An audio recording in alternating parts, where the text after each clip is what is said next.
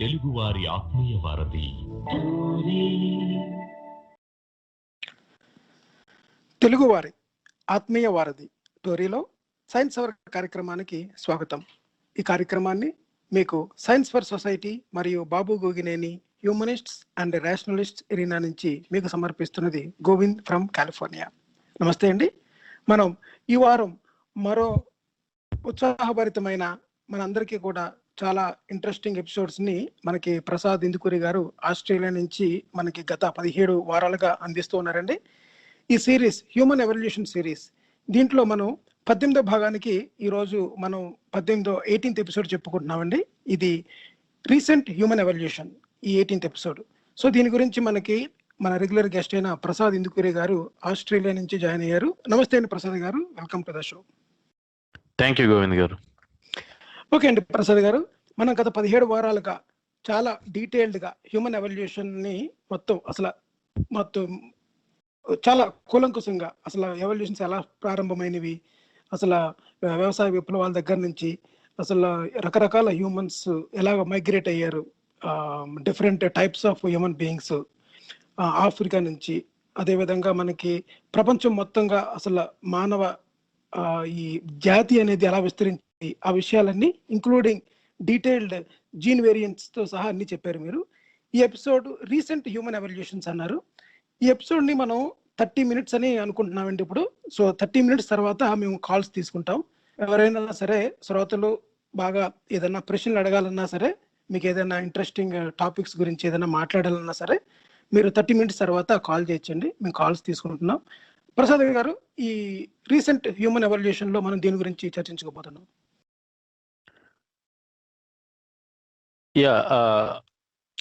అంటే మనము జనరల్గా ఒక 6-7 million years నుంచి ఉన్న హ్యూమన్ ఎవల్యూషన్ గురించి డిస్కస్ చేసుకుంటున్నాము. ఇందులో ఈ హ్యూమన్ ఎవల్యూషన్ అన్నది, అంటే మానవుని పరిణామం అన్నది అన్ని సందర్భాలలో అంతే స్పీడ్గా జరగలేదు. అంటే కంపారిటివ్లీ ఇప్పుడు మనం తీసుకుంటే ఒక 5,000 సంవత్సరాల క్రితం మానవులకి మనకి ఉన్నంత తేడా కంటే ఒక 20,000 సంవత్సరాల క్రితం ఉన్న వాళ్ళకి 30 సంవత్సరాల క్రితం జీవించిన వాళ్ళకి మధ్యలో ఉండేది కాదన్నట్టుగా మనకి తెలుస్తుంది. మనకి అన్ని రకాల ఈ డిఎన్ఏ అనాలిసిస్ కానీ, జెనెటిక్ ఎవిడెన్స్ కానీ, ఆర్కియలాజికల్ రీసెర్చ్ ఫైండింగ్స్ కానీ, అలాగే ఈ జీనోమ్ సీక్వెన్సింగ్ అయితే వీటి స్టడీస్ ద్వారా మనకి తెలుస్తుంది. అంటే డైట్ విషయంలో కానీ, ఆర్ట్స్ కల్చర్ విషయంలో కానీ, లాంగ్వేజ్ విషయంలో కానీ, ఫిజియోలాజికల్ చేంజెస్, ఎనాటామికల్ చేంజెస్ విషయంలో కానీ, అంటే డిసీజెస్ని ఫైట్ చేయటం విషయంలో కానీ, కొన్ని రకాలైనటువంటి జియోగ్రాఫికల్ సెపరేషన్ వల్ల వచ్చిన ఫిజికల్ చేంజెస్ అయితే కానీ, ఇవన్నీ కూడా మోస్ట్ రీసెంట్గా ఎక్కువ జరిగినట్టుగా మనకి తెలుస్తుంది. అంటే ఎవల్యూషన్ అన్నది ఒక లీనియర్గా కాకుండా ఎక్స్పోనెన్షియల్గా జరిగినట్టుగా మనకి తెలుస్తుంది. సో ఈ ఎపిసోడ్లో మనం ఈ హ్యూమన్ ఎవల్యూషన్లో రీసెంట్ హ్యూమన్ ఎవల్యూషన్ అంటే మోస్ట్ రీసెంట్గా ఏ కాలాల్లో ఎలాంటి చేంజెస్ ఎప్పుడెప్పుడు ఎందుకు వచ్చినాయి అన్నట్టుగా మనకి తెలుస్తుంది అన్నది మన ఎనాలిసిస్లు, ఎవిడెన్స్లు, సైన్స్ రీసెర్చ్ మెటీరియల్స్ని బేస్ చేసుకుని మనం డిస్కస్ చేసుకోవచ్చు ఈ ఎపిసోడ్. ఓకే, థ్యాంక్ యూ అండి ప్రసాద్ గారు. మీరు చెప్పండి, మనకి దాని కంటిన్యూషన్గా మనం ఏం చెప్పుకోబోతున్నాం ఈ ఎపిసోడ్లోని కూలంకుశంగా చెప్పారు. సో ఈరోజు మనం దీంట్లోని రీసెంట్ హ్యూమన్ ఎవల్యూషన్స్ అంటే రీసెంట్గా అసలు హ్యూమన్స్లోని ఏ చేంజెస్ జరుగుతున్నాయి. చాలామంది ఏం చెప్తారంటే, ఇదివరకు కోతి నుంచి మనిషి పరిణామం చెందాడు కనుక ఇప్పుడు కోతులు అలాగే ఉన్నాయి అన్న దగ్గర నుంచి ఇప్పుడు ఎందుకు ఎవల్యూషన్ జరగట్లేదు, హ్యూమన్స్ ఎందుకు అక్కడ ఆగిపోయారు, ఆ మనుషులు అలాగే ఉండిపోయారు, ఎవల్యూషన్ జరగట్లేదు అన్నారు కదా. అసలు హ్యూమన్స్ లో జరుగుతున్న ఎవల్యూషన్స్ ఏంటి, ఇప్పటికీ కూడా మనం రికగ్నైజ్ చేయగలిగేవి, సో సైంటిఫిక్ గా అంటే మనం దాన్ని ప్రూవ్ చేయగలిగేవి ఏమున్నాయి? అంటే ఇది యాక్చువల్గా ఏంటంటే ఈ జీవ పరిణామ క్రమం అన్నది ఎలాగా జరుగుతుందో అన్న థియరీలో మనము బేసిక్ అండర్స్టాండింగ్ కొద్దిగా చదివితే మనకు అర్థమయ్యేది ఏంటంటే, ఎవల్యూషన్ అన్నది ఒక లైఫ్ టైంలోనో లేదంటే ఒక కపుల్ ఆఫ్ హ్యూమన్స్ లైఫ్ స్టైల్లోనో అబ్జర్వ్ చేయగలిగే అంత చేంజెస్ ఉండాలని లేదు, ఏ జీవిలో అయినా సరే కూడా. కానీ యాక్చువల్గా అంత స్పీడ్గా జరిగిన ఎగ్జాంపుల్స్ కూడా మన దగ్గర ఉన్నాయి, ఆల్రెడీ డిస్కస్ చేసాం. బట్ మనం కంటితో చూస్తుండగా ఒక 20 సంవత్సరాల జ్ఞాపక శక్తితో మనము మాట్లాడేటప్పుడు పెద్ద పెద్ద చేంజెస్ లేదంటే సిగ్నిఫికెంట్ గా మనం అబ్జర్వ్ చేయగలిగే అంత లెవెల్లో లేవు కాబట్టి జరగట్లేదు అనుకోవటం తప్పు. ఎందుకంటే కొన్ని మిలియన్ల సంవత్సరాలుగా, కొన్ని వందల వేల సంవత్సరాలుగా వస్తున్న ఈ మానవుని యొక్క జరుగుతున్న పరిణామం అన్నది కొన్ని వందల వేల సంవత్సరాలుగా జరుగుతుంది. సో కొన్ని వందల వేల సంవత్సరాలు అంటే దాదాపు మనం మోడర్న్ హ్యూమన్స్ గా తీసుకున్న దాదాపు ఒక 3 లక్షల సంవత్సరాల క్రమంలో జరిగిన స్లో స్టేజ్ చేంజెస్ కింద మనం చెప్పుకోవాలి. ఎందుకంటే మనకి యావరేజ్ లో ఒక 20 సంవత్సరాలు ఒక తరం అనుకున్నా, 25 సంవత్సరాలు ఒక తరం అనుకున్నా, మీకు 1000 సంవత్సరాలలోనే దాదాపు 10 × 4 40 తరాలు గడుస్తాయి.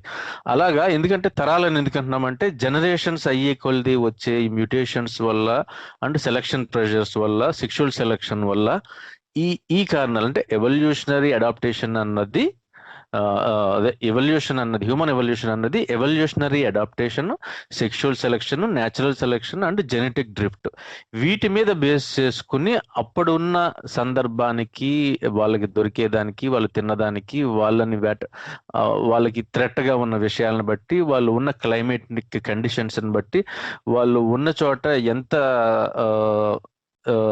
ఈ హ్యూమిడిటీ ఉంది అండ్ యూవి రేడియేషన్ ఎంత ఉంది, అలాగే మిగతా వాళ్ళు ఎవరెవరితో కలిసారు, ఇలా చాలా విషయాల మీద డిపెండ్ అయ్యి ఉండి అది ఒక డైరెక్షన్ లేకుండా ఏదైతే ఏ ట్రేట్స్ అయితే మానవుని మనుగడకి ఫేవరబుల్ గా ఉన్నాయో అలాంటి ట్రేట్స్ అలాంటి విషయాలు తర్వాత జనరేషన్ లో ఎక్కువగా వచ్చే అవకాశం ఉంటుంది. కాబట్టి న్యాచురల్ సెలక్షన్ ఇది ఒక రకంది.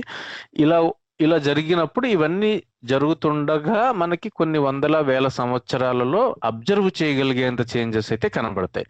అంతేగాని ఇంకా జరగట్లేదు, ఎందుకు ఆగిపోయింది అన్నది ఒక ప్రశ్న. మీరు చెప్పిన దాంట్లో 2 ప్రశ్నలు ఉన్నాయి.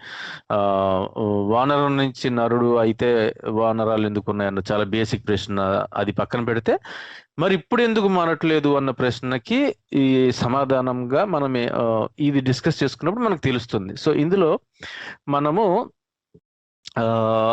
బేసికల్ గా ఒక 4 రకాలుగా డిస్కస్ చేసుకోవచ్చు. ఒకటి అసలు ఈ ఇంట్రడక్షన్ అంటే ఈ ఆర్కైక్ అడ్మిక్సర్ అంటారు. అంటే ఈ రీసెంట్ హ్యూమన్ ఎవల్యూషన్ లో ముఖ్యంగా చెప్పుకోగలిగింది ఆధునిక మానవుడు, అంటే దాదాపు 2 లక్షల సంవత్సరాలు, 1-2 లక్షల మధ్యలో 1,00,000 సంవత్సరాల క్రితం ఈ ఆఫ్రికా నుంచి వేరే ఖండాలకి మైగ్రేషన్ మొదలైన తరువాత వేరు జాతిలోగా ఆల్రెడీ ఉన్న, అంటే ఎస్పెషల్లీ మనం ముఖ్యంగా ఈ నియాండర్తాల్స్ అంటే ఈ యూరోప్ లోని ఆర్ మిడిల్ ఈస్ట్ లోని ఉండే నియాండర్తాల్స్ తో కానీ, లేదంటే రష్యా అండ్ ఏషియా కంట్రీస్ లో ఉండే ఈ డెనోజోవన్స్ తో కానీ, వీళ్ళతో వాళ్ళు కలవటము అన్నది జరిగిన సందర్భంలో, అలాగే ఇంకా వేరు groups, separate groups of early humans తో కలవటం జరిగిన తర్వాత వచ్చే చేంజెస్ ఉన్నాయి. అది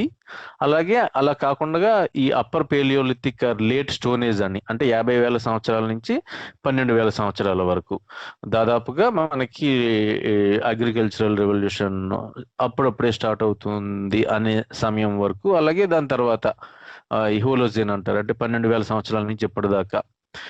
ఇలా మనం డివైడ్ చేసుకుంటే గనక మనకి ఈ 130,000 సంవత్సరాలు లేదా 1,00,000 సంవత్సరాల క్రితం నుంచి ఈ ఆఫ్రికా నుంచి బయటకి, అంటే recent out of Africa theory ఈ ఎక్స్పాన్షన్ ప్రకారం చూసుకుంటే ఒక 70,000 నుంచి 50,000 సంవత్సరాల వరకు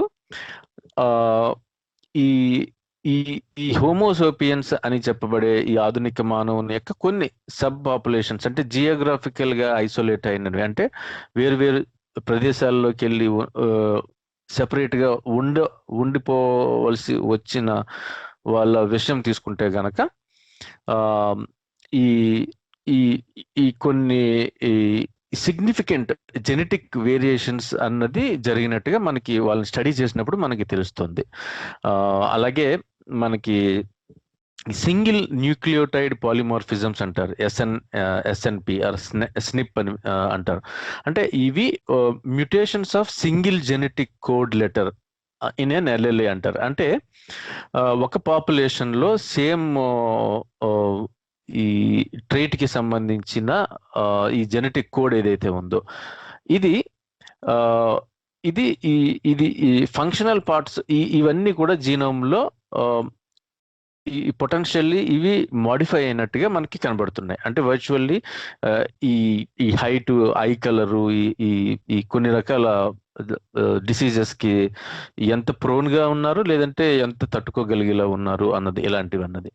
అలాగే ఈ ఈ ఈ చాలా చేంజెస్ ఇలాగా వేరు వేరు సందర్భాల్లో వేరు వేరు పరిస్థితుల్లో ఉన్న వాళ్ళు, ఫర్ ఎగ్జాంపుల్ కొన్ని తెగలలో వాళ్ళు ఎక్కువ సమయం నీటిలో వేటాడగలిగే అవకాశం ఉండేలాగా వాళ్ళు ఎవాల్వ్ అయ్యారు అనమాట. అంటే ability to free dive for long periods of time అంటారు. అంటే కొన్ని రకాల ప్రదేశాల్లో ఈ జాలర్లు వాళ్ళు నీటి లోపలికి వెళ్ళిపోయి ఒక 4-5 నిమిషాల పాటు ఉండగలిగి అక్కడే వేటాడి వేటతో పాటు పైకి వితౌట్ ఎనీ మోడర్న్ ఎక్విప్మెంట్ ఉండగలిగేలాగా వాళ్ళు over a period of time adapt అవ్వటం అన్నది. అలాగే ఈ టిబెట్ లో, నేపాల్లో షెర్పాస్ అని ఉంటారు. వాళ్ళు ఈ హై ఆల్టిట్యూడ్స్ లో, అంటే చాలా ఎత్తైన ప్రదేశంలో ఎప్పుడైతే మనకి సముద్ర మట్టంతో పోల్చినప్పుడు ఈ ఎత్తుకు వెళ్ళే కొలది మనకి ఆక్సిజన్ కాన్సన్ట్రేషన్ అన్నది, టోటల్ ఎయిర్ లో ఆక్సిజన్ పర్సంటేజ్ అన్నది తక్కువ ఉండటం మనకి తెలుసు.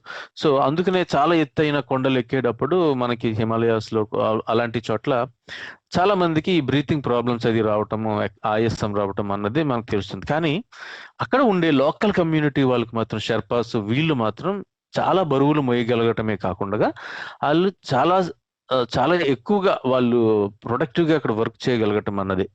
అందుకనే ఈ ఎవరెస్ట్ క్లైమ్ చేసడానికి వెళ్ళే వాళ్ళు వీళ్ళందరికీ కూడా సహాయకులుగా అక్కడ లోకల్ గా ఉండే షెర్పాస్ ని ఉపయోగించుకోవటం అన్నది మనకి తెలుసు. అలాగే కొన్ని ప్రసాద్ గారు, ఒకసారి నేను ఒక ఎపిసోడ్ చూసానండి, ఇది డిస్కవరీలో అనుకుంటా, అది సూపర్ హ్యూమన్స్ అని.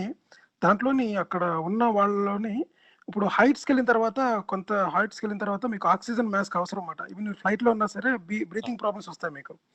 కానీ అతనికి ఎంత హైట్ వెళ్ళినా సరే వితౌట్ ఆస్కింగ్ మా ఆక్సిజన్ మాస్క్ అతను ఉండగలుగుతాడు అనమాట. వాళ్ళు దాన్ని లైవ్ లో టెస్ట్ చేసి చూపిస్తారనమాట. అంటే మనలోనే కొంతమంది హ్యూమన్ కి అంటే సూపర్ హ్యూమన్ ఎబిలిటీ, ఎందుకంటే doesn't mean that super humans అంటే మనం ఏదో అతీంద్రియ శక్తులు ఉన్నాయని కాదు. మనలోనే ఈ బయలాజికల్ గా కొన్ని వాటికి రెసిస్టెన్స్ కలిగి ఉండడము, ఇంకా సామర్థ్యత కలిగి ఉండడం అన్నమాట. అంటే బయలాజికల్ ఫామ్ లో చెప్పుకోవాలనుకుంటే సూపర్ హ్యూమన్ అంటే అడాప్టేషన్ అన్నమాట ఉండడం అనేది. సో అవి ఇప్పుడు ప్రస్తుతానికి ఒక లొకేషన్ లో ఉన్నప్పుడు మన నెక్స్ట్ తరానికి లేకపోతే మనలో ఉన్న చేంజెస్ ఎలా వస్తాయని చెప్పడానికి అది ఉదాహరణ.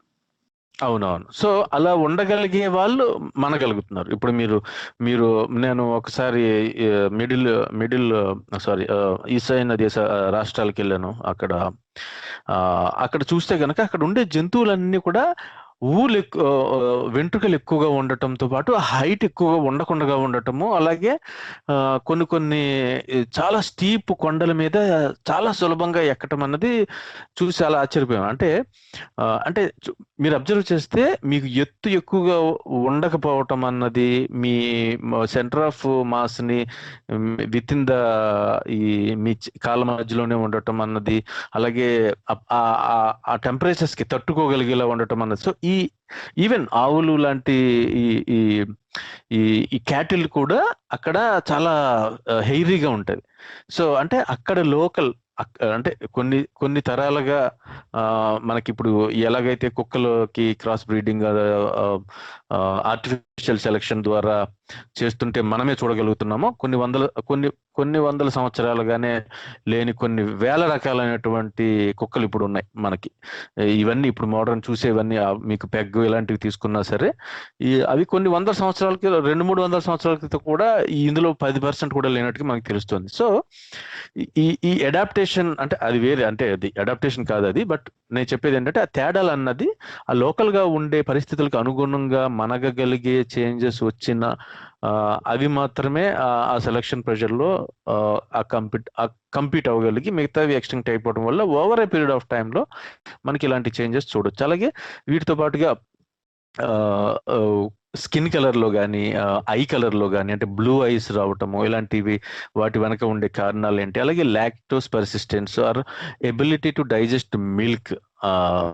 పాలు అన్నది ఈ ఈ భూగ్రహం మీదే అసలు మ్యామల్స్ లో తీసుకున్నప్పుడు మనం ఒక జీవి వీనింగ్ అయిపోయిన తర్వాత అంటే దాని పీరియడ్ ప్రకారం 6 నెలలు 3 నెలలు సంవత్సరం వాటెవర్ కొన్ని మంత్స్ మాత్రమే అది జరిగిన తర్వాత ఆ బాడీకి యూజువల్ గా న్యాచురల్ గా అయితే మనం మాట్లాడితే మిల్క్ అనేది అవసరం లేదు.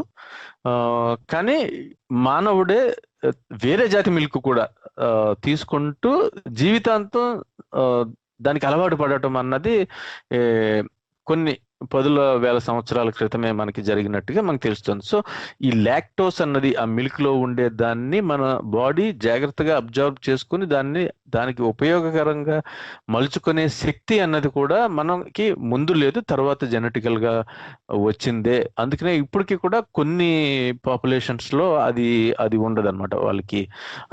దీన్ని లాక్టోస్ ఇంటాలరెన్స్ అంటారు. అంటే అది డైజెస్టివ్ ప్రాబ్లం అనమాట. అంటే వాళ్ళ సరే మిల్క్ రిలేటెడ్ డైరీ ప్రొడక్ట్స్ కి కొంతమందికి ఆ లక్షణాలు ఇంకా ఉన్నాయి, ఎందుకంటే అవి కొత్తగా వచ్చినవి కాదు. ఆ లక్షణాలు అపీర్ అవుతాయి అన్నమాట ముందు తరాల్లోనే.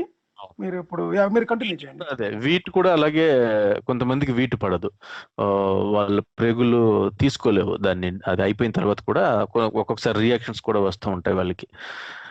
అలాగే కొలెస్ట్రాల్ లెవెల్స్ కానీ, లో బ్లడ్ ప్రెషర్ కానీ, అలాగే జుట్టు hair thickness and size shape వీటి కానీ, అలాగే ఈ బాడీ మాస్ ఇండెక్స్ పెరగటం కానీ, ఈ అల్జీమర్స్ డిసీజ్ వాటికి సంబంధించిన ఒక్కొక్క పాపులేషన్లోని ఎక్కువ ఎందుకు ఉంటుందని, లేదంటే లోయర్ ససెప్టబిలిటీ టు డయాబెటీస్ అని, అలాగే జెనెటిక్ లాంగివిటీ, బ్రెయిన్ సైజు తగ్గటం, ష్రింక్ అవుతున్న బ్రెయిన్ సైజెస్ కానీ, ఇలాంటివి అనమాట. ఇవి చూసుకుంటే గనక ఈ చేంజెస్ అన్ని మనకి ఇప్పుడు ఆర్కాయిక్ అడ్మిక్చర్ అంటే ఫర్ ఎగ్జాంపుల్ మనము ఈ మోడర్న్ హ్యూమన్స్ వేరే ప్రదేశాలకి వెళ్ళి వాళ్ళతో కలిగినప్పుడు వచ్చిన చేంజెస్ గురించి చెప్పుకోవాలంటే గనక ఈ జెనెటిక్ ఎవిడెన్స్ ఏం చెప్తుందంటే మనకి ఈ హోమో హిడెల్బర్గెన్సిస్ అన్న వాళ్ళు they are the last common ancestors. ఒక 6 లక్షల నుంచి 7.5 లక్షల సంవత్సరాల క్రితంలో ఆఫ్రికాలో ఉన్నట్టుగా వాళ్ళు యూరోప్ కి మైగ్రేట్ అయిన తర్వాత అక్కడ నియాండర్థాల్స్ డామినేట్ చేసినట్టుగా, అలాగే రష్యా అండ్ ఈస్ట్ ఏషియా కంట్రీస్కి వచ్చినప్పుడు ఈ డెనోజోవన్స్ కింద వేరు ప్రదేశాల్లో వేరుగా ఎవాల్వ్ అవటం అన్నది మనకి తెలుస్తుంది. అంటే అలాగే ఆఫ్రికాలో ఉండిపోయిన వాళ్ళు ఎనటామికల్లీ మోడర్న్ హ్యూమన్స్ గా ఆ తర్వాత దాదాపు 1-2 లక్షల సంవత్సరాల క్రితం అవుట్ ఆఫ్ ఆఫ్రికాకి వెళ్ళటం జరిగిన తర్వాత వాళ్ళతో కలవటం అన్నది మనకు తెలుస్తుంది. సో ఇందులో డిఎన్ఏ అనాలిసిస్ లో ప్రకారం మనం చూస్తే గనక ఈ టిబెటన్స్, మలనేషియన్స్, అలాగే ఆస్ట్రేలియన్ అబారిజినల్స్ అంటే పసిఫిక్ ఐలాండ్స్ లో సముద్రాల్లో ఉన్నవాళ్ళు, లేదంటే ఆస్ట్రేలియాలో ఉన్నవాళ్ళు టిబెటన్స్, ఇలాగా ఆ ప్రదేశాలకే దగ్గర ఉన్నవాళ్ళు, వీళ్ళు 3-5% ఈ డెనోజోవన్స్ యొక్క డిఎన్ఏ కలిగి ఉన్నట్టుగా, అలాగే ఇండోనేషియన్స్ అండ్ పపాన్యూగినియన్స్ వీళ్ళు హోమోసోపియన్స్ మరియు డెనోజోవన్స్ వీళ్ళు కలవగా దాదాపు 15,000 నుంచి 30,000 నుంచి 15,000 సంవత్సరాల వరకు వాళ్ళకి సంబంధించిన డిఎన్ఏ ఉన్నట్టుగా మనకి తెలుస్తుంది. అలాగే ఆర్కియాలజికల్ రీసెర్చ్ ప్రకారం మనం చూసుకున్నా కానీ ఈ ప్రీహిస్టారిక్ హ్యూమన్స్ అన్నది వాళ్ళు దాదాపు 45,000 నుంచి 35,000 సంవత్సరాల క్రితం యూరోప్కి విస్తరించినప్పుడు ఈ నియాండర్థాల్స్ ఎక్స్టింక్ట్ అయిపోయిన సమయం కూడా మనము చూస్తే గనక అది కూడా ఆల్మోస్ట్ సింక్ అవుతుంది. అంటే ఎనటామికల్లీ మోడర్న్ హ్యూమన్స్ అన్న వాళ్ళు ఈ మైగ్రేట్ అవటం స్టార్ట్ అయిన తర్వాత వాళ్ళు ఇంటర్బ్రీడ్ అయినట్టుగా మనకి ఆధారాలు ఉన్నాయి. అలాగే వాళ్ళలో వచ్చిన జెనెటిక్ చేంజెస్ అన్నది మోడర్న్ హ్యూమన్స్ కి ఫేవర్ గానీ నియండర్థ్రాల్స్ కి వ్యతిరేకం గానీ ఈ సెలక్షన్ ప్రెషర్స్ అనేది జరిగినట్టుగా మనకి తెలుస్తుంది. అంటే ప్రీహిస్టారిక్ హ్యూమన్స్ 3 నుంచి 6% నియండర్థ్రాల్ డిఎన్ఏని కలిగి ఉంటే మోడర్న్ హ్యూమన్స్ మాత్రం 2% ఉన్నారు ఇప్పుడు. అంటే నియండర్థ్రాల్ డిఎన్ఏ అన్నది గ్రాడ్యువల్ గా పాపులేషన్స్ లో తగ్గిపోయింది. ఇది సెలక్షన్ అగెయిన్స్ట్ నియండర్థ్రాల్ యాన్సిస్టరీ అన్న దాన్ని ఎంప్లాయ్ చేస్తున్నట్టుగా ఉంది. ఎగ్జాంపుల్ చూసుకుంటే గనక ఈ FOXP2 అనే జీన్ ఆ నైబర్హుడ్ అన్నది మన జెనెటిక్ ఇందులో చూసుకుంటే మెటీరియల్లో స్పీచ్ ని లాంగ్వేజ్ ని ఎఫెక్ట్ చేసేది. ఇది మోడర్న్ హ్యూమన్స్ లో ఉంది, అది నియాండర్థ్రల్స్ లో ఉండదు. సో ఈ కలిసిన తర్వాత కూడా వచ్చిన ఈ చేంజెస్ అన్నది ఏ చేంజెస్ అయితే మనిషి కమ్యూనికేట్ చేయటానికి, వేరే రకంగా బెటర్గా బ్రతకటానికి, మళ్ళీ రీప్రొడక్టివ్ కేపబిలిటీ అంటే నెక్స్ట్ జనరేషన్ ఎంత ఎక్కువ మందిని కలగలిగే అవకాశం ఉంది, అలాంటి చేంజెస్ వచ్చినవి. అవి జెనెటిక్ ఎవిడెన్స్ చూసినా, ఆర్కియలాజికల్ ఎవిడెన్స్ చూసినా, డిఎన్ఏ అనాలిసిస్ చూసినా మనకి తెలుస్తుంది. ఈ మోడర్న్ హ్యూమన్స్ కి ఫేవరబుల్ గా ఉండే చేంజెస్ అన్నది ఉండటం, ఇప్పుడు మనకి ఉన్న వాళ్ళలో ఉండటం అన్నది, ఆర్కియలాజికల్ ఈ అవశేషాల మీద మనకి దొరికిన వాటి ఫజిల్స్ మీద చూసినప్పుడు మాత్రం నియాండర్థ్రాల్స్ ఎక్కువగా ఉండటం అన్నది చూడవచ్చు అనమాట.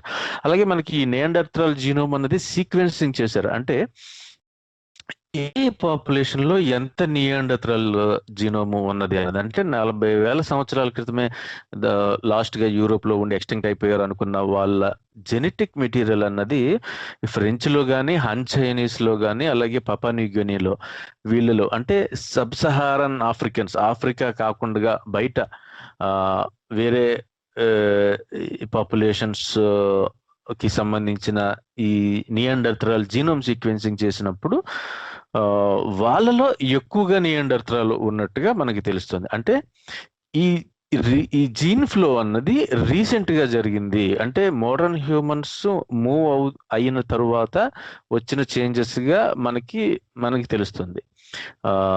అలాగే ఇది ఒక వే అనే కాదు, అంటే ఆఫ్రికా నుంచే వేరే చోటకి వెళ్ళినట్టుగా కాదు. కొంతమంది యాన్సిస్టర్స్ అన్న వాళ్ళు యూరోప్ నుంచి మళ్ళీ తిరిగి ఆఫ్రికాకి మైగ్రేట్ అయినట్టుగా కూడా మనకి ఈ సీక్వెన్సింగ్ ద్వారా మనకి తెలుస్తున్న విషయం అనమాట. అంటే మోడర్న్ ఆఫ్రికన్స్ కూడా కొంత పర్సెంట్ ఆఫ్ నియాండర్థ్రాల్ జీనోమ్ అన్నది కలిగి ఉండటం అన్నది చూడవచ్చు అనమాట. సో ఫర్ ఎగ్జాంపుల్ చూసుకుంటే కనుక ఆఫ్రికన్స్ 7.2% నియాండర్థ్రాల్ డిఎన్ఏ యూరోపియన్స్ తో షేర్ చేసుకోవటం అన్నది మనం చూస్తాము. అది ఈస్ట్ ఏషియన్స్కి వచ్చేటప్పటికి 2% ఉంది. అంటే అగైన్ నియాండర్థ్రాల్స్ అన్న వాళ్ళు మళ్ళీ ఆఫ్రికాలోకి మైగ్రేట్ ఇంకొక డైరెక్షన్ లో కూడా జరిగినట్టుగా మనకి తెలుస్తుంది. అలాగే వేరే అడాప్టేషన్స్, ఈ వేరు జాతులు మళ్ళీ మైగ్రేట్ అయ్యి మళ్ళీ వాళ్ళతో కలవటము, మళ్ళీ ఈ చేంజెస్ అన్ని రావటము, ఉన్న వాళ్ళు ఉండగా పోయిన వాళ్ళు పోగా మళ్ళీ వీళ్ళు, ఈ కంటిన్యూస్ మూమెంట్, ఈ ఆర్కాయిక్ అడ్మిక్చర్ ఏదైనామో ఇందులో వచ్చిన వేరే అడాప్టేషన్స్ నే మనం చూసుకుంటే ఇందాక చెప్పుకున్నట్టుగా ఈ హై ఆల్టిట్యూడ్ అడాప్టేషన్స్ కానీ, అలాగే ఈ స్కిన్ టోను, హెయిర్ కలరు, అలాగే స్లీపింగ్ ప్యాటర్న్స్, మూడు, smoking addiction, immunity, UI sensitivity, ఇవన్నీ కూడా మనం చెప్పుకోవచ్చు అనమాట. సో ఈ బెనిఫిషియల్ ట్రైట్స్ ఎప్పుడైతే ఎక్వైర్ అయినటువంటి ఈ కొత్త చేంజెస్ ఉన్నాయో అవి బెనిఫిషియల్ గా ఉన్నప్పుడు అవి నెక్స్ట్ జనరేషన్స్ కి ప్రమోట్ అవ్వటం, ఇలాగా వేరు జాతులతో కలవటం వలన అన్నదానికి ఇప్పుడు అడాప్టివ్ ఇంట్రోగ్రెషన్ అని మనం పిలుచుకుంటున్నాం. ఇది ఈ ఆర్కాయిక్ అడ్మిక్చర్ అంటే మనకి హోమోసేపియన్స్ కి, నియాండర్థ్రాల్స్ కి, డెనోజేవన్స్ కి, అలాగే వేరు అదర్ సబ్ ప్రీహిస్టారిక్ గ్రూప్స్ తోటి జరిగిన కలయికలో వచ్చిన చేంజెస్ గురించి. అలాగే నెక్స్ట్ మనం అప్పర్ పేలియోలిథిక్ అంటే లేట్ స్టోనేజ్ అంటారు దీన్ని. అంటే 50,000 నుంచి 12,000 సంవత్సరాల వరకు ఈ ఒకసారిగా ఈ కలిసిన తర్వాత నియాండర్థ్రాల్స్ ఎక్స్టెంట్ అయిపోయిన తర్వాత మెయిన్ అన్నమాట ఈ క్రోమాగ్నన్ మనుషుల గురించి ఎప్పుడైతే చెప్పుకున్నామో వాళ్ళకి సంబంధించిన ఈ చేంజెస్ ఎలాగున్నాయి అన్నది మనం డిఎన్ఏ అనాలిసిస్ చూసుకున్నప్పుడు ఈ ఈ ఎవల్యూషన్ అన్నది యాక్సెలరేషన్ అయినట్టుగా, అంటే అంతకు ముందు కంటే తొందరగా ఎక్కువ చేంజెస్ వచ్చినట్టుగా మనకి తెలుస్తుంది. అంటే కొన్ని రకాల జబ్బులకి డిఫెన్స్ గా కానీ, అలాగే skin colour, nose shape, hair colour, body shape, ఇవన్నీ కూడా 40,000 సంవత్సరాల క్రితంవి కంటే దాదాపుగా 12, 13, 15,000 సంవత్సరాల సమయం క్రితం వరకు చూసుకుంటే కనుక చాలా చేంజెస్ వచ్చినట్టుగా మనకి తెలుస్తుంది. ఎస్పెషల్లీ ఈ కోల్డర్ క్లైమేట్స్ లో ఉండే వాళ్ళు హెవీలీ బిల్ట్ అన్నట్టుగా, అంటే small surface area compare to volume అన్నది చూస్తే గనక ఇది హీట్ ని రీగెయిన్ చేయడానికి ఉపయోగకరంగా ఉంటుంది. సో అందుకనే కోల్డర్ క్లైమేట్స్ లో ఉన్న వాళ్ళు హెవీ బిల్ట్, వాళ్ళ శరీరం దృఢంగా ఉండటం దగ్గర నుంచి, అలాగే హాట్ అండ్ డ్రై ప్లేసెస్ లో ఉన్న వాళ్ళకి ముక్కు అన్నది నేరోగా, సూదిగా వచ్చినట్టుగా మనకి చూస్తే గనక ఇది మాయిశ్చర్ అన్నదాన్ని, తేమ అన్నదాన్ని ఆ లాస్ అవ్వకుండా రిడ్యూస్ చేయడానికి ఉపయోగకరంగా ఉండేలాగా, అలాగే హాట్ అండ్ హ్యూమిడ్, అంటే వేడిగానే అండ్ హ్యూమిడిటీ, గాలిలో తేమ ఎక్కువగా ఉన్న చోట్ల ఫ్లాట్ అండ్ బ్రాడ్ నోసెస్, ఇవి ఎవాల్వ్ అయినట్టుగా మనకి తెలుస్తుంది. అంటే ఇన్హేల్ చేస్తున్న ఎయిర్, పీల్చుకుంటున్న గాలిలో మాయిశ్చర్ ఉండటము, అలాగే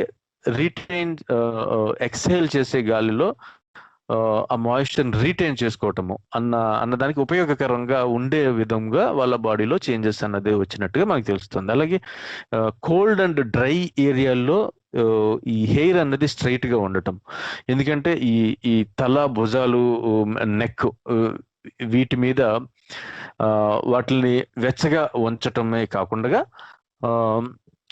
ఈ చల్లదనాన్ని, మాయిశ్చర్ని తల నుంచి క్విక్ గా కిందకి జారిపోయేలాగా చూడటం, అలాగే ఈ టైట్ అండ్ కర్లీ హెయిర్ ఉంటే గనక ఇది ఈ స్కాల్ప్ మీద ఏరియా అన్నది బాగా ఎక్స్పోజ్ అవుతుంది. అది ఈ స్వెట్ అన్నది ఈజీగా ఎవాపరేట్ అవటానికి, అలాగే హీట్ అన్నది రేడియేట్ అయిపోవటానికి బయటికి వీలుగా ఉంటుంది. అందుకనే ఈ కర్లీ అండ్ టైట్ హెయిర్ అన్నది వేడిగా ఉన్న ప్రదేశాల్లో ఉపయోగపడటం అన్నది చూడవచ్చు అన్నమాట. అలాగే ఈ ఐఫోల్స్ ఇంకొకటి ఈ ఎపికాంతిక్ ఐఫోల్స్ అంటారు. మీరు చూస్తే గనక ఈ మంగోలియన్స్ దగ్గర నుంచి కొన్ని Chinese and east Asian countries and కొన్ని పార్ట్స్ ఆఫ్ బోర్డర్ స్టేట్స్, ఈశాన్య రాష్ట్రాల్లో కూడా భారతదేశంలో చూస్తే గనక ఈ కళ్ళ దగ్గర కొలుకులు అంటారు, ఆ దగ్గర ముక్కుకి ఇరువైపులా ఈ ఒక రకమైనటువంటి ఫిల్మ్ లాగా, అంటే కళ్ళు పూర్తిగా ఓపెన్ అవ్వలేనట్టుగా ఉంటది అనమాట, కనబడుతుంది ఏషియన్స్ లో ఎస్పెషల్లీ. ఇది ఈ అక్కడ ఉండే పరిస్థితులకి, వాతావరణానికి, ఈ స్నోకి, అంటే స్నో నుంచి, అలాగే స్నో గ్లేర్ అంటారు, అది దాన్ని నుంచి తక్కువగా ఉండే, అంటే దాన్ని రిడ్యూస్ చేయడానికి ఉపయోగకరంగా వచ్చిన అడాప్టేషన్ కింద మనకి చెప్తున్నారు. అలాగే ఈ ఫిజియోలాజికల్ అండ్ ఫినోటైపికల్ చేంజెస్ అన్నది ఈ అప్పర్ పేలియోలిథిక్ మ్యూటేషన్స్ లో, అంటే ఈ దాదాపు 40-30 వేల నుంచి 12,000 సంవత్సరాల మధ్యలో వచ్చిన మ్యూటేషన్స్, అంటే ఈ చిన్న errors in copying jeans from parents to child, వీటికి సంబంధించి వచ్చినట్టుగా ఒక చోట, అంటే సదరన్ చైనాలో ఎక్కడైతే వామ్ అండ్ హ్యూమిడ్ గా ఉంటుందో అక్కడ వచ్చిన కొన్ని చేంజెస్ వల్ల ఈ ఈస్ట్ ఏషియన్ పీపుల్లో ముఖ్యంగా ఎక్కువ స్వెట్ గ్లాండ్స్ ఉండటం, అంటే హంటింగ్ కి ఉపయోగపడేలాగా, అలాగే టీత్ లో కానీ, వాటి అరేంజ్మెంట్ లో కానీ, అలాగే మనకి ఇంతకుముందు డిస్కస్ చేసుకున్నట్టుగా టీత్ లో కూడా ఏషియన్స్ లోని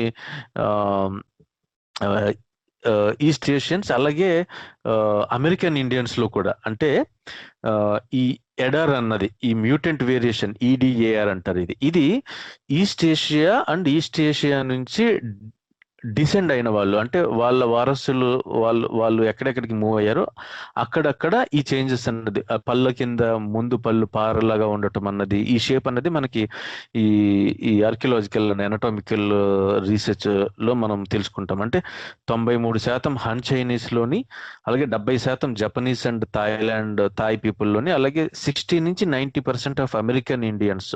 ఎందుకంటే మనకి ఈ బేరింగ్ స్ట్రైట్ ద్వారా అమెరికన్ ఇండియన్స్ ఆ రెడ్ ఇండియన్స్ అనేది కాల్ చేస్తున్నాము. ఇప్పుడు అంతరించిపోయిన ఆల్మోస్ట్ ఐ థింక్ లేనటువంటి ఈ అక్కడ ఉండే నేటివ్స్ ఎవరున్నారో వాళ్ళకి సంబంధించిన, వీళ్ళందరికీ సంబంధించిన కామన్ ఈ మ్యూటేషన్స్ అన్నది సదరన్ చైనా లో, అంటే సదరన్ ఏషియాలో, చైనాలో జరిగినట్టుగా ఈ మ్యూటేషన్ అక్కడ మొదలైనట్టుగా తెలుస్తుంది. దీనివల్ల ఈ బ్లడ్ గ్లాండ్స్ ఎక్కువ ఉండటం కానీ, హెయిర్ థిక్గా ఉండటం కానీ, అలాగే ఉమెన్కి అయితే బ్రెస్ట్ టిష్యూ అనేది తక్కువ ఉండటం కానీ, ఇవన్నీ కూడా వాళ్ళకు ఉపయోగపడినవి. అక్కడ వాళ్ళకి వేటాడటానికి, ఆహారం భుజించటానికి ఉపయోగపడినట్టుగా ఉన్నవి మనకి తెలుస్తుంది. సో ఇందులో సెక్షువల్ సెలెక్షన్ కూడా రోల్ ప్లే చేసి ఉండవచ్చు అన్నది కూడా మనకు తెలుస్తుంది. అంటే ఏ ట్రైట్స్ అయితే అక్కడ ఈజీగా మనుగడ సాగించటానికి, ఎక్కువ కాలం బ్రతికి ఉండటానికి అవసరం పడినాయో అలాంటివే అక్కడ ఆ కల్చర్లో దాన్నే బ్యూటీ అన్న కాన్సెప్ట్ కింద ఎవాల్వ్ అయ్యి over a period of time humans యొక్క ప్రిఫరెన్సెస్ అన్నది అలాంటి ట్రైట్స్కి అనుగుణంగా ఉండటం వల్ల over a period of time కొన్ని జనరేషన్స్ అయ్యేటప్పటికి అలాంటి ట్రైట్స్ అన్నది ఎక్కువగా పాపులేషన్స్ లో ఉండే అవకాశం అన్నది రావటం అన్నది మనం చూడొచ్చు. ఇలాగే మనకి ఆస్ట్రేలియన్ అబారిజిన్స్ లో తీసుకుంటే గనక, అంటే ఈ అప్పర్ పీలియాథిక్ మనకి ఇంతకు ముందు డిస్కస్ చేసుకున్నట్టుగా ఒక ఎపిసోడ్ లో దాదాపు 50,000, 40,000, 35,000 సంవత్సరాల క్రితం ఎర్లీ హ్యూమన్ ఎవిడెన్సెస్ ఏదైతే దొరికినాయో, ఈ అబారిజిన్స్ అంటారు, ఆస్ట్రేలియాలో నేటివ్ గా అక్కడ ఉండి ఉన్న వాళ్ళలో, అంటే సెంట్రల్ డిజర్ట్స్ లో ఎస్పెషల్లీ చూస్తే గనక చాలా హార్ష్ క్లైమేట్స్, అంటే పగలు వేడిగా ఉండటం, అలాగే రాత్రులు విపరీతమైనటువంటి ఫ్రీజింగ్ కోల్డ్ టెంపరేచర్స్ నోట్ అయ్యే ప్రదేశాల్లో వాళ్ళు షివర్ అవ్వకుండగానే టెంపరేచర్స్ ని తట్టుకునేలాగా అడాప్ట్ అవటం అన్నది, ఎవాల్వ్ అవటం అన్నది మనం చూడొచ్చు. అంటే మనం వణికిపోయే, మనం మామూలుగా వేరే చోట్ల నుంచి వెళ్ళే వాళ్ళైతే మనకి వణుకు వస్తుంది మన బాడీని వామ్ గా ఉంచటానికి. అది వాళ్ళకి అక్కర్లేనంతగా వాళ్ళు అక్కడ ఎవాల్వ్ అవటం అన్నది మనం చూడొచ్చు. అలాగే బ్రెయిన్ సైజ్ లో తీసుకున్నా కానీ మనకి upper palaeolithic or late stone age లో ష్రింక్ అవుతున్నట్టుగా మనకి తెలుస్తుంది. అంటే లాస్ట్ 20,000 years లో చూసుకుంటే దాదాపు 10% మన మానవుని యొక్క బ్రెయిన్ సైజ్ అన్నది స్కల్స్ దొరికిన వాటిని యూజ్ చేసి వాటిలో లిక్విడ్స్ అది పోసి మెజర్ చేసినప్పుడు దాదాపు 10% తక్కువ, అంటే ఒక టెన్నిస్ బాల్ సైజ్ అంత బ్రెయిన్ ఇప్పుడు మనకి 20 సంవత్సరాల క్రితం ఉన్న దాంతో చూస్తే కనుక తక్కువ ఉన్నట్టుగా మనకి తెలుస్తుంది. సో దాని వెనుక కొన్ని కంప్యూటింగ్ థియరీస్ ఉన్నాయి. అంటే హ్యూమన్స్ అన్న వాళ్ళు ఈ సర్వైవల్ అన్నది అంత కష్టం అయిపోకుండా సొసైటీస్ ఏర్పడి కాంప్లెక్స్ అయిన కొద్ది సొసైటీ అండ్ వాళ్ళ సోషల్ వాళ్ళకి అగ్రెషన్ అన్నది, లెవెల్స్ ఆఫ్ అగ్రెషన్ అన్నది ఇది వరకటి కంటే అవసరం లేకపోవటము, అలాగే ఈ హంటింగ్ అన్నది అది అవసరం లేకపోవటం, అలాగే మోర్ అంటే ఒక ఫుడ్ లో వెరైటీ అన్నది లేకుండా రావటము, ఇలాంటి ఫ్యాక్టర్స్ అన్ని, ఫర్ వాట్ ఎవర్ ఫ్యాక్టర్స్, ఈ కారణం ఏదైనా కానీ ఈ ఎవిడెన్స్ ఆఫ్ ష్రింకింగ్ హ్యూమన్ అన్నది ఆల్మోస్ట్ అన్ని ఖండాల్లోనే మనకి ఆఫ్రికా, చైనా, యూరోప్ ఎక్కడ చూసినా కానీ లాస్ట్ 40-50 years లో, ఎస్పెషల్లీ లాస్ట్ 20 years కి ఇప్పటికీ కూడా దాదాపు 10% తగ్గినట్టుగా మనకి ఆధారాలు ప్రకారం తెలుస్తుంది. అలాగే genetic studies and mathematical models use చేసి ఈ జీన్ కల్చర్ ఇంటరాక్షన్స్ అన్నది బయలాజికల్ ఎవల్యూషన్ ని ఎంత స్పీడ్గా ఎఫెక్ట్ చేయగలుగుతాయి అన్నది పరిశీలించినప్పుడు మానవుని యొక్క ఇమ్యూన్ సిస్టమ్ కానీ, అంటే వ్యాధుల నుంచి తట్టుకుని నిలబడిగే శక్తి కానీ, మెటబాలిజం అండ్ డైజెషన్ కానీ, bone development, hair growth, smell and taste perception కానీ, అలాగే బ్రెయిన్ ఫంక్షన్ కానీ, ఇవన్నీ చేంజెస్ లాస్ట్ 20,000 yearsలో చాలా ర్యాపిడ్గా జరిగినట్టుగా, లేదంటే ఆ పర్టికులర్ ఇన్పుట్స్ ఇచ్చినప్పుడు ఆ బయోలాజికల్ అండ్ జియోగ్రఫికల్ కండిషన్స్కి ఈ బయోలాజికల్ చేంజెస్ అన్నది జరిగినట్టుగా మనకి తెలుస్తుంది. ఇది upper palaeolithic or late stone age అన్నది దాదాపు ఒక వ్యవసాయ విప్లవం కంటే ముందుగా జరిగినవి చూస్తే గనక ఇవన్నీ మనం చెప్పుకోవచ్చు, మనకు ఉండే research and analysis evidence bases. అలాగే ఈ హోలోజీన్ అది ఏదని అంటాం అంటే 12,000 సంవత్సరాల నుంచి ఇప్పటిదాకా దీన్ని మళ్ళీ 3 రకాలుగా డివైడ్ చేయొచ్చు. యాక్చువల్గా ఈ neolithic or new stone age అన్నది కానీ, అంటే వ్యవసాయ విప్లవం అప్పుడే మొదలవుతున్న సమయం, లేదంటే బ్రాంజ్ ఏజ్ టు మిడివల్ ఎరా, అలాగే ఇండస్ట్రియల్ రెవల్యూషన్ టు ప్రెజెంట్ అనుకునే 3 రకాలుగా డివైడ్ చేసుకుంటే కనుక ఈ new stage new stone age సమయం తీసుకుంటే మనకి వ్యవసాయం అన్నది మనకి ఈ మిడిల్ ఈస్ట్ లో ఈ లెవెంట్ అనే ప్రదేశంలో ఎక్కడైతే మొదలైంది, ఎక్కడ అన్నట్టుగా మనకి తెలుస్తుందో, దాని తర్వాత అది వ్యాప్తి చెందటము ఎంత స్పీడ్గా, లేదంటే ఏ ప్రదేశాలకి వెళ్ళింది, ఎలాంటి టూల్స్ ఉపయోగించుకుని కొత్త టూల్స్ని ఉపయోగించుకోవటం మొదలుపెట్టాడు మానవుడు. అలాగే ఎక్కడెక్కడ స్థిర ఆవాసాలు ఏర్పాటు చేసుకుని కొన్ని రకాలైనటువంటి ఫుడ్స్ని, అలాగే కొన్ని రకాలైనటువంటి యానిమల్స్ని చేసుకోగలిగే యానిమల్స్ని డొమెస్టిక్ చేసుకోవటము, డైట్ చేంజెస్ చేసుకోవటము, అలాగే ఈ కొత్త అంటే దాంతో పాటుగా వచ్చిన కొత్త జబ్బులు మళ్ళీ, అంటే ఈ డైటరీ వేరియేషన్ లేకపోవటము, ఒకటే రకమైనటువంటి డైట్స్కి ఫిక్స్ అవ్వటం వల్ల వచ్చిన గుడ్ అండ్ బ్యాడ్, ఇవన్నీ చూసుకుంటే కనుక దాదాపు 12,000 సంవత్సరాల క్రితంలో వచ్చిన ఈ చేంజెస్ తర్వాత మనకి ఈ OCA2 మ్యూటేషన్ అన్నది దాదాపు అది 6,000 నుంచి 10,000 సంవత్సరాల మధ్యలో వచ్చినట్టుగా తెలుస్తోంది. ఇది మెలనిన్ ప్రొడక్షన్ ని డైల్యూట్ చేస్తున్నట్టుగా, అలాగే human hair, I and skin colours లో పిగ్మెంటేషన్ కి అవకాశం, రెస్పాన్సిబుల్ చేంజ్ లాగా దీన్ని మనకు చెప్తారనమాట.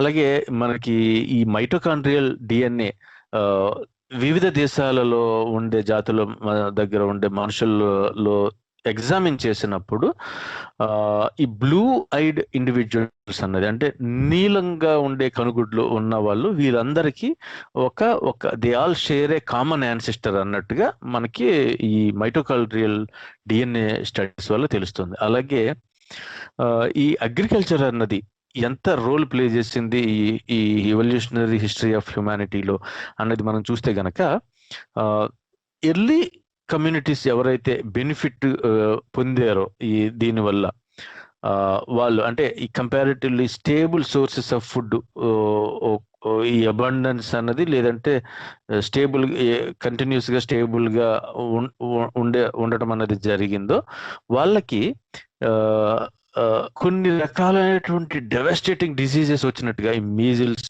స్మాల్ పాక్స్ లాంటి డిసీజెస్ తోటి ఒక సందర్భంలో పాపులేషన్ అన్నది చాలా తక్కువ సమయానికి చాలా ఎర్లీగా, ఇంతకుముందు మనం ఒక ఎపిసోడ్లో I think agricultural revolution episodes 2 చేసినట్టున్నాం, అందులో డిస్కస్ చేసినట్టుగా వ్యాధులకి చాలా తక్కువ వయసులోనే చనిపోవటము, వాళ్ళని ఖననం చేయటము అన్న ఆధారాలు మనకి దొరికినప్పుడు చూస్తే గనక, ఇది ఆఫ్టర్ సమ్ టైం మళ్ళీ పాపులేషన్ అన్నది ఎక్కువ అవ్వటము, అంటే గ్రాడ్యువల్ గా ఈ జెనెటిక్ రెసిస్టెన్స్ అన్నది అలాంటి డిసీజెస్ కి మళ్ళీ హ్యూమన్స్ లో ఎవాల్వ్ అవ్వటము అన్నది మనం చూడొచ్చు అనమాట. అలాగే ఈ ఈ స్కల్ సైజులో కూడా యాక్చువల్ ఇంతకుముందు చెప్పిన అప్పర్ పేలియోలిథిక్ టైం కాకుండా ఈ అగ్రికల్చరల్ రెవల్యూషన్ స్టార్ట్ అయిన తర్వాత కూడా అది మళ్ళీ ఇంకా యాక్సిలరేట్ అవ్వటం అన్నది, ఈ మెజర్ చేసినప్పుడు దాదాపు 150 క్యూబిక్ సెంటీమీటర్స్ అన్నది ష్రింక్ అవటం అన్నది జరిగినట్టుగా మనకు తెలుస్తుంది. ఇది ఎస్పెషల్లీ సిగ్నిఫికెంట్లీ ఇన్ లాస్ట్ 12,000 yearsలో. దీనికి ఇంకో కారణం కూడా ఏంటి అంటే, ఈ అగ్రికల్చరల్ రెవల్యూషన్ లో వచ్చిన ఈ స్పెషలైజేషన్ అనేది ఏదైతే పెరిగిందో, అంటే అందరూ అన్ని పనులు చేయక్కర్లేకుండా ఒక్కొక్కరు ఒక్కొక్క పనిలో దాన్ని ఫోకస్డ్ ఎఫర్ట్ పెడుతూ అందులో నిష్ణాతులుగా అవుతూ వేరే వాళ్ళతో ఈ వస్తు మార్పిడి ద్వారా వాటి ద్వారా షేర్ చేసుకోవటం అన్నది, ట్రేడ్ అన్నది, ఇలాంటి చేంజెస్ ఏవైతే వచ్చినాయో అప్పుడు ఈ హంటింగ్, గ్యాదరింగ్, ఇలాంటి సర్వైవింగ్ అన్న దానికి కాకుండా సొసైటీ అంటే ఒక సంఘంగా ఉండి సెంటర్డ్గా అగ్రికల్చరల్ వ్యవసాయం బేస్ చేసుకుని బ్రతకటం అన్నది అలవాటు చేసుకోవటం అన్నది కూడా ఒక కారణం కింద అయితే మనకి తెలుస్తుంది. ఇది కాకుండా ఇంకా ఈ మనకి ఇంతకు ముందు అనుకున్నట్టుగా ఈ లాక్టోస్ టాలరెన్స్ కానీ, అంటే పాలని వేరే జంతువు యొక్క పాలని కూడా తీసుకొని వాటిని అది తీసుకోవటం, అంటే వాటిని తీసుకుని గ్రహించి మన బాడీ అన్నది దానికి ఉపయోగకరంగా చేసుకోవటం అన్నది కూడా యాక్చువల్లీ కొన్ని మ్యూటేషన్స్ కొన్ని ఎర్లీ హ్యూమన్స్ లో వచ్చిన జెనెటిక్ చేంజెస్ అవి ఉపయోగకరంగా ఉండటం వల్ల దాదాపుగా 19% మోర్ ఫెర్టైల్ ఆఫ్ స్ప్రింగ్ అన్నది ఉండటానికి అవకాశం వచ్చేలాగా ఆ చేంజెస్ ఉండటం వల్ల మనకి హ్యూమన్స్ అందరూ largely most of the humans అందరూ ఇప్పుడు మిల్క్ అన్నదానికి కన్జ్యూమ్ చేసుకోగలిగేలాగా వాళ్ళ బాడీస్ తయారైనాయి. అంటే ఓవర్ లాంగ్ పీరియడ్స్, అంటే ఎదిగిన తర్వాత కూడా అన్నది, అది కూడా వేరే జాతి యొక్క పాలు అన్నది తీసుకోవటం అన్నది మనం చూస్తాం. ఇది కూడా ఒక ఎర్లీ ఈ స్ట్రాంగ్ సెలెక్షన్ లో, అంటే మ్యూటేషన్స్ దాదాపు అగ్రికల్చరల్ రెవల్యూషన్ లో వేరే డొమెస్టిక్ యానిమల్స్ ని డొమెస్టికేషన్ చేసిన తర్వాతనే వచ్చినట్టుగా మనకి తెలుస్తుంది. అలాగే ఉమెన్ లో కూడా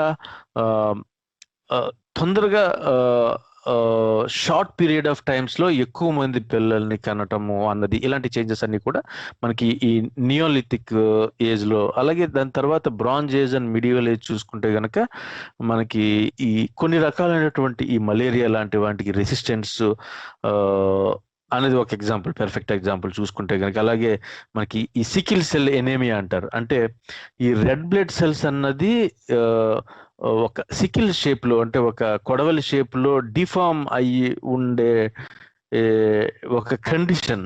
ఇది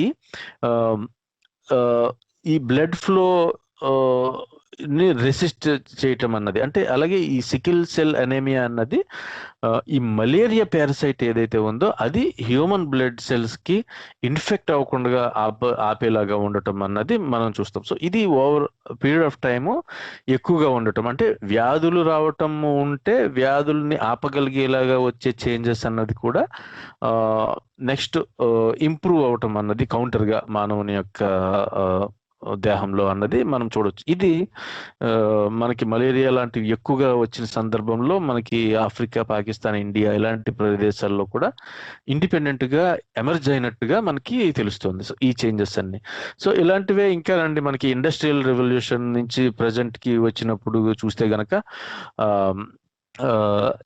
ఇంకా చాలా చేంజెస్ ఉన్నాయి.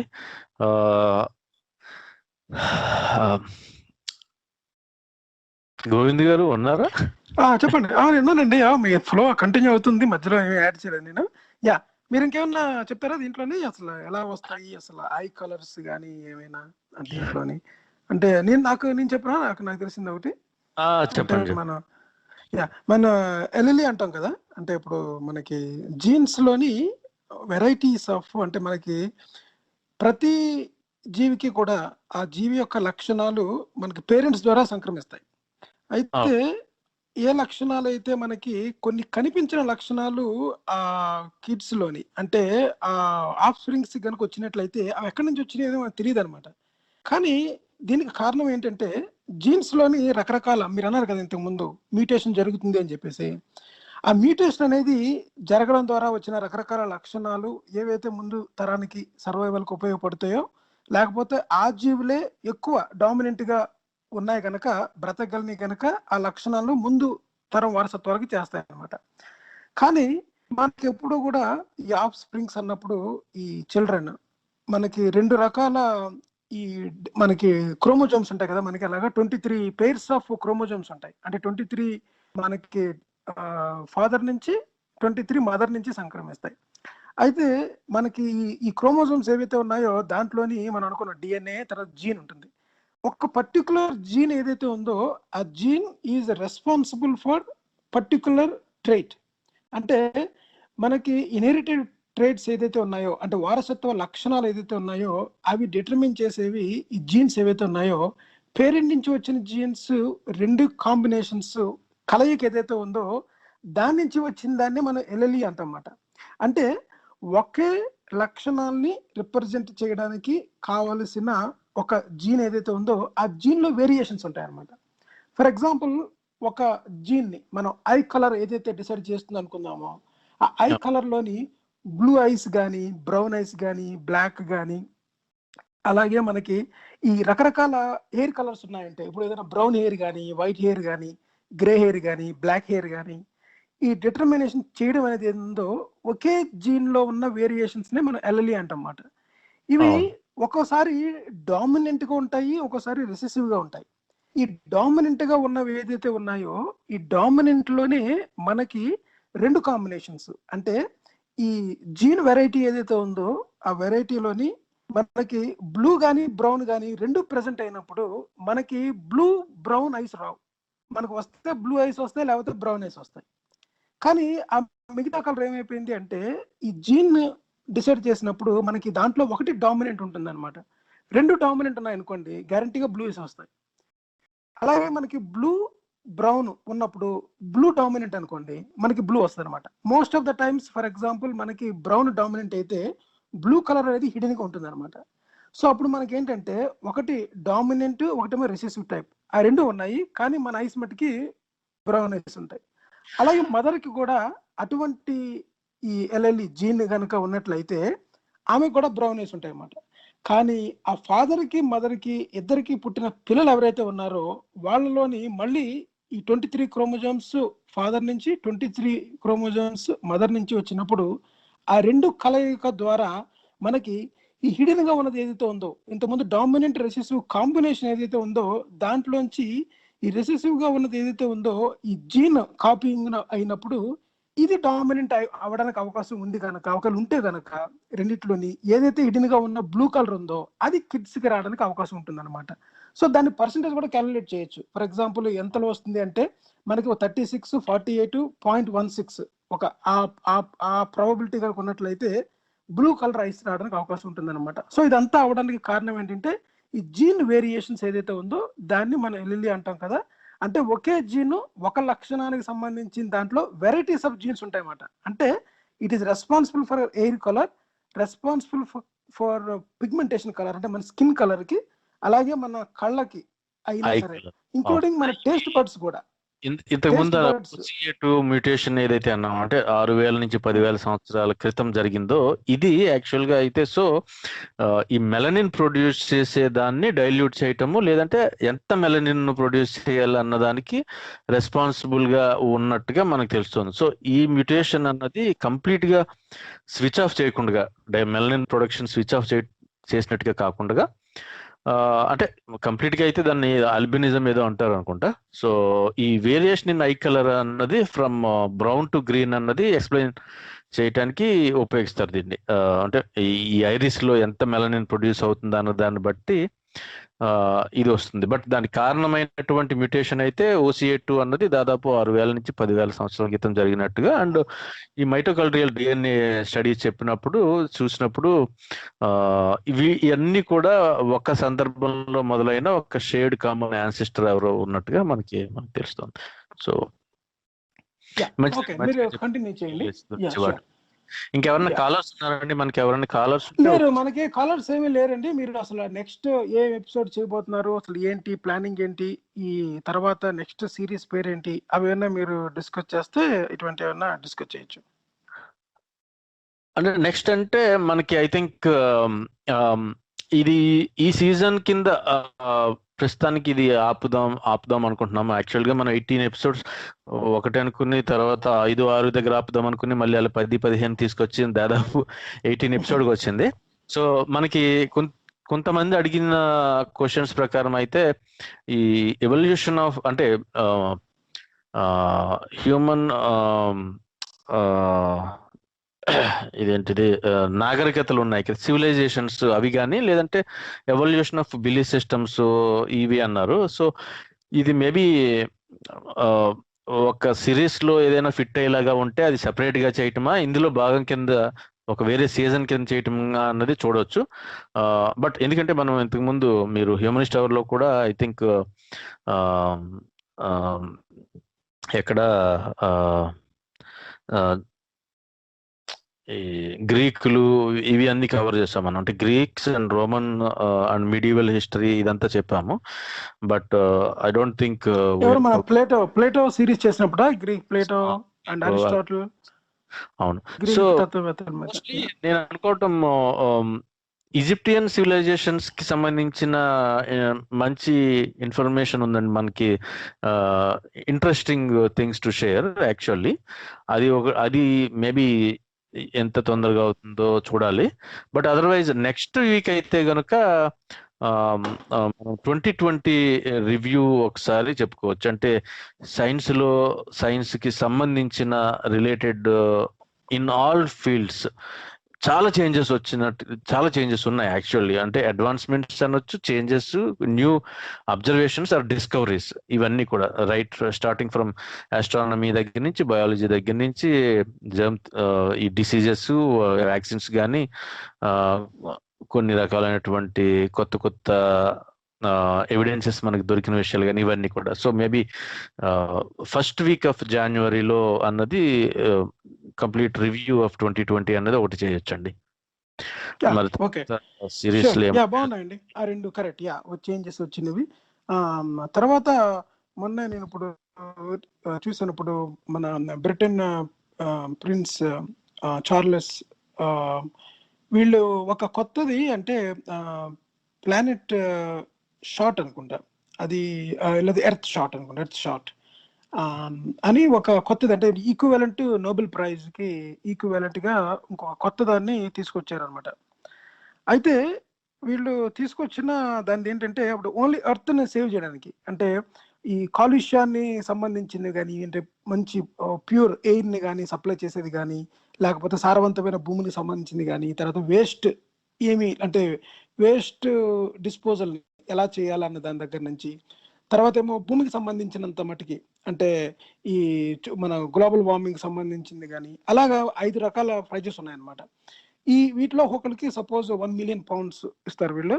సో ఇది అంటే వచ్చే 10 సంవత్సరాల్లోని అంటే సుమారు ఒక 50 ప్రైజెస్ అనమాట. అంటే $50 మిలియన్, 50 మిలియన్ పౌండ్స్ వర్త్. అంటే ఎవరైనా అంటే వీళ్ళందరినీ బాగా ఎంకరేజ్ చేయడానికి, అంటే సుమారు దీని ద్వారా జరిగేది ఏంటంటే, ఇది ఒక ఫౌండేషన్ ఏర్పాటు చేశారు. ఐ థింక్ సుమారు 540 మిలియన్ పౌండ్స్ అనుకుంటుంది.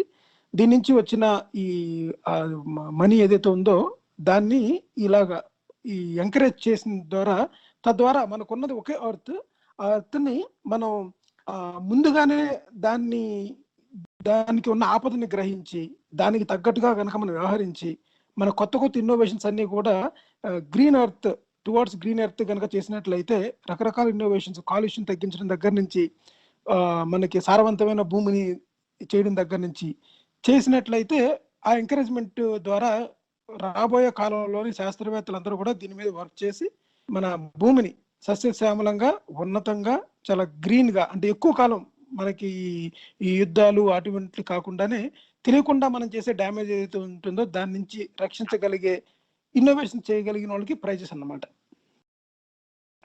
తప్పకుండా అండి డిస్కస్ చేద్దాం. అండ్ మనకు ఒక ప్రశ్న వచ్చింది, ఈ హ్యూమన్ జాస్ అండ్ టీత్ అన్నవి వీటికి సంబంధించిన చేంజెస్ మోస్ట్ రీసెంట్ గా ఏమొచ్చినవి, అలా అవి ఎలా ఎఫెక్ట్ అవుతున్నాయి అన్నట్టుగా అబ్బిలో అంటే దాదాపు 30,000 సంవత్సరాల నుంచి హ్యూమన్స్ యొక్క జా సైజ్ అన్నది అలాగే టీత్ అన్నది ష్రింక్ అయినట్టుగా మనకి తెలుస్తుంది. మనకి ఎవిడెన్స్లు చూసుకుంటే ఆర్కియలాజికల్ ఎవిడెన్సెస్.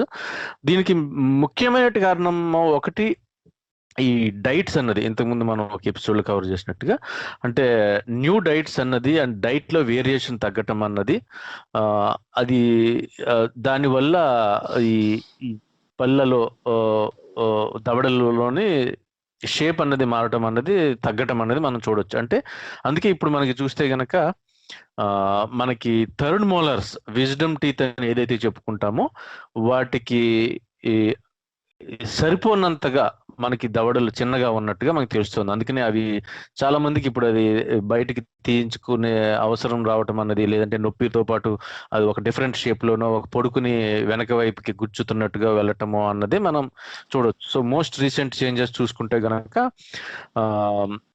అంటే స్మాల్ టీత్ అండ్ దవడలు పళ్ళు చిన్నగా అయ్యే క్రమంలోనే మళ్ళీ ఇది స్లైట్లీ రివర్స్ అయినట్టుగా, అంటే ఈ ఫ్లోరైడ్ వీటికి సంబంధించి మనము డైట్ లో వచ్చిన చేంజెస్ అది చూసినప్పుడు ఈ డెంటల్ ఎనామిల్ ఏదైతే ఉంటుందో పళ్ళ చుట్టూ అది థిక్ అవ్వటం అన్నది ఈ ఉప్పు ఫ్లోరైడ్ ఇలాంటివి కన్జ్యూమ్ చేయటం వల్ల అన్నది మనకి తెలుస్తుంది. సో దీనివల్ల ఏమవుతుందంటే జా సైజు తగ్గటము, పళ్ళ సైజ్ అనేది తగ్గినా సరే మళ్ళీ పెరగటము అన్నది మనకి దొరికిన ఆర్కియలాజికల్ ఎవిడెన్సెస్ ప్రకారం తెలుస్తుంది. సో దానివల్లే అందుకనే ఇప్పుడు ఈ దంతాలకి సంబంధించిన ఈ టూత్ ఎక్స్ట్రాక్షన్స్, ఈ విజ్డమ్ టీత్ అనేది అంటున్నామో థర్డ్ మోలార్స్ అది తీయించుకోవాల్సిన అవసరం రావటం అన్నది మనం గమనించవచ్చు. అలాగే హైట్ కి సంబంధించింది ఉందండి ఇంకొక దీనికి రిలేటెడ్ గా ఉన్నది, ఇంతకుముందు నాకు గుర్తొచ్చింది ఇప్పుడు అడిగిన ప్రశ్న. ఈ 18th century మిడ్ లో యావరేజ్ డచ్ సోల్జర్స్ 165 సెంటీమీటర్స్ ఉన్నట్టుగా మనకు తెలుస్తుంది. ఇది యూరోపియన్ అండ్ అమెరికన్ యావరేజెస్ కన్నా తక్కువగా ఉన్నట్టుగా. కాకపోతే అక్కడ నుంచి ఒక 150 సంవత్సరాల తర్వాత చూసుకుంటే గనక ఈ డచ్ మెన్ అన్న వాళ్ళు 20 సెంటీమీటర్స్ వరకు యావరేజ్ హైట్ అన్నది 20 సెంటీమీటర్స్ కి పెరిగినట్టుగా, while at the same time Americans కి 6 సెంటీమీటర్లే పెరిగినట్టుగా మనకి తెలుస్తుంది. సో ఇక్కడ యాక్చువల్లీ సెక్షువల్ సెలక్షన్ కూడా పనిచేసినట్టుగా మన స్టడీస్ చూస్తే కనుక అర్థమవుతుంది. ఎందుకంటే ఈ డచ్ పీపుల్ అన్న వాళ్ళు వీళ్ళు they had more children than those were short, అంటే టాల్ గా ఉండే చిల్డ్రన్ ని, మనుషుల్ని ప్రిఫర్ చేయటం అన్నది జరిగినట్టుగా మనకి తెలుస్తుంది. సో డచ్ ఉమెన్ అన్న వాళ్ళు they found tall people as attractive అన్నట్టుగా ఇక్కడ. కాబట్టి over a period of time వాళ్ళు, అంటే డచ్ ఉమెన్ యావరేజ్ గా డచ్ మెన్ కంటే కూడా తక్కువగా ఉన్నా కానీ ఈ చిల్డ్రన్ అన్నది, పుట్టిన పిల్లలు అన్న వాళ్ళు వీళ్ళ సెక్షువల్ సెలక్షన్ లో ప్రిఫరెన్సెస్, హ్యూమన్ మీటింగ్ ప్రిఫరెన్సెస్ లో చూసుకున్నప్పుడు కనుక యావరేజ్ సైజ్ అనేది ఓవర్ కొన్ని జనరేషన్స్ లోనే ఇంక్రీజ్ అయినట్టుగా మనకి తెలుస్తుంది అనమాట. అంటే బెటర్ న్యూట్రిషన్ తో పాటు ఇప్పుడు అలాగే గుడ్ హెల్త్ కేరు, ఇవి అన్నిటితో పాటుగా sexual selection and human biological evolution ఈ ప్రాసెస్ లో over a period of short time కింద, అంటే ఎవల్యూషనరీ టర్మ్స్ లో చూసుకుంటే కనుక 150 సంవత్సరాలు అన్నది తక్కువ సమయమే. సో యునైటెడ్ స్టేట్స్ లో కంటే కూడా, అంటే కంపారిటివ్లీ ఒక సమూహం కంటే ఇంకొక సమూహంలో జనం యొక్క ప్రిఫరెన్సెస్, వాళ్ళు తీసుకునే డైట్, వాళ్ళకుండే హెల్త్ కేరు, ఈ తేడాల ద్వారా ఇమ్మీడియట్ గా మనం గ్రహించలేకపోయినా కొన్ని 10 లేదా 100 సంవత్సరాల్లోనే మనం గ్రహించగలిగేంత చేంజెస్ అన్నది మనం చూసే అవకాశం అయితే ఉందన్నమాట. సో ఇది కూడా ఒక ఎగ్జాంపుల్ మన ఈ ఎపిసోడ్ కి సంబంధించిందే కాబట్టి అది చెప్పుకుంటాం అన్నది జరుగుతుంది. సో అదండి, I think we can conclude at least this season and this episode with that. అంటే రీసెంట్ హ్యూమన్ ఎవల్యూషన్ లో మనము గత 50,000 సంవత్సరాల నుంచి వచ్చిన ఈ ఎక్స్పోనెన్షియల్ చేంజెస్ ఏవైతే ఉన్నాయో వీటి గురించి డిస్కస్ చేసుకున్నాము. అలాగే దాదాపుగా ఐ థింక్ మనం 18 ఎపిసోడ్స్ చేసామండి. మన తెలుగు భాషలోనే మొట్టమొదటిసారిగా ఇంత డీటెయిల్డ్గా ఇంత ఇన్ని రకాల స్టడీస్ని చూసి డిస్కస్ చేసుకుని అలాగే మనకి వచ్చిన ఫీడ్బ్యాక్ని తీసుకుని సాధ్యమైనంత వరకు మనం ఆన్సర్ చేయడానికి ట్రై చేస్తాము. సో ఇది అందరూ కూడా మనకి తర్వాత ఉండే ఆర్కైవ్స్ లో కానీ అలాగే ఇండియన్ హ్యూమనిస్ట్ యూట్యూబ్ లో కూడా ఉంటాయి. సో ఎవరైనా సరే ఈ మానవ పరిణామానికి సంబంధించిన ఆల్మోస్ట్ జీవ పరిణామం అలాగే అందులో ముఖ్యంగా మానవ పరిణామం బాగా ముఖ్యంగా మనం చెప్పుకుంటే దాదాపు ఒక 60 లక్షల సంవత్సరాల నుంచి ఎప్పటి మన మానవుడు ఇప్పుడు మనము ఉన్న ఈ స్థితికి వచ్చిన ప్రయాణంలో ఎలాంటి మజిలీలు ఉన్నాయి, ఎలాంటి ఛాలెంజెస్ వచ్చినాయి, వాటిని అధిగమించుకుంటూ ఎలాగ ఎవాల్వ్ అయ్యారు అన్న దానికి మనకి బెస్ట్ సోర్స్ ఆన్లైన్ సోర్స్ కింద ఉంటుంది. ఎవరైనా సరే మిగతా వాళ్ళతో షేర్ చేసుకోవచ్చండి. థ్యాంక్ యూ అండి ప్రసాద్ గారు. Thank you very much for your time and research అన్ని చేసి చెప్పినందుకు తెలుగులో అని ముఖ్యంగా వచ్చినందుకు చాలా తప్పకుండా. ఓకే అండి, మరి తర్వాత మనం మళ్ళీ ఎపిసోడ్ లో ఇంకో నెక్స్ట్ వీక్ కలుసుకుందాం. థ్యాంక్ యూ అండి. బాయ్. థ్యాంక్ యూ అండి. బాయ్.